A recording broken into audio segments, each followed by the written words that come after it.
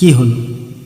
কিছু বুঝতে পারছো না? না, একটি ভাবনা যা তৈরি করেছিলে কিছুক্ষণ আগে, সেটা কাজই করছে না হয়তো, বা হতে পারে যে এফোর্টস তোমার লাগানো দরকার সেটা তুমি লাগাতেই পারছো না।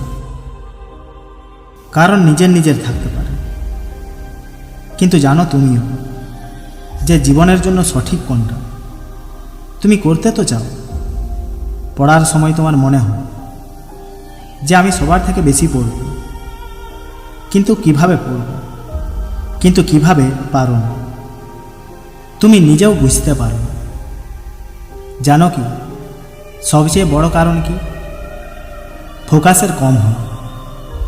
কিন্তু তুমি বলবে যে আমি পুরো ফোকাস করি, কিন্তু অ্যাকচুয়ালি তুমি অনেকগুলো কাজে ফোকাস করো, যার কারণে একটি কাজও ভালোভাবে হচ্ছেই না। দরকার আছে সেই একটি কাজেই ফোকাস করা, কমসে কম যে সময়ে ওই কাজকে করো তো পুরো ফোকাস তার ওপর করো।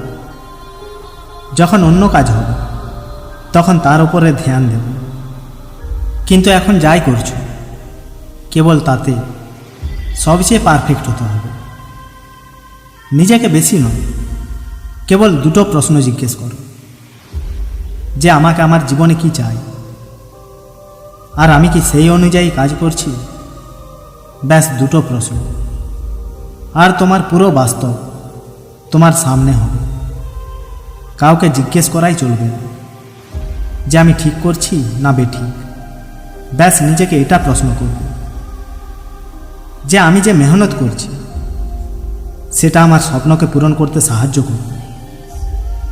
আর যদি কোথাও মনে হয় না যে না, এতে আমার স্বপ্ন পূরণ হবে না, তো জিজ্ঞেস করো নিজেকে যে আমি এটা কেন করছি, আর তাকে বদলে ফেলো।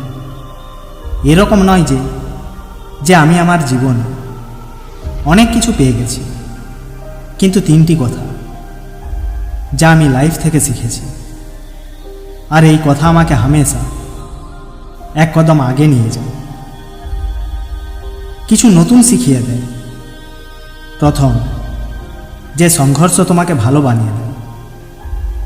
স্ট্রাগল করো তো একসময় আগে তুমি যেমনই ছিলে তার থেকে ভালো হয়ে বেরিয়ে যাবে। দ্বিতীয়, কমপ্লেন করো না, কারো ফারাক পড়বে না।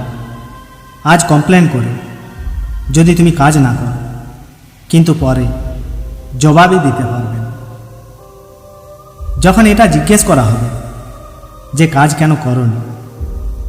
আর তৃতীয়, আর অন্য কেউ কি ভাবছে তোমাকে নিয়ে তার ওপর ধ্যানই দিও না।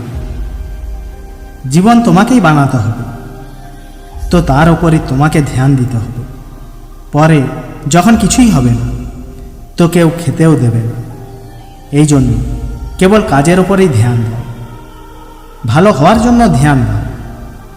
শেষে ব্যাস একটি কথা মনে রাখবে যে সফলতার খোঁজে তুমি আছো সেটা সেই অসফলতার মধ্যে লুকিয়ে আছে যাকে তুমি অ্যাভয়েড করে যাচ্ছ। শুরুতে কঠিন লাগে বন্ধু, কিন্তু পরে সব সহজ হয়ে যায়। জয় হিন্দ, বন্দে মাতরম।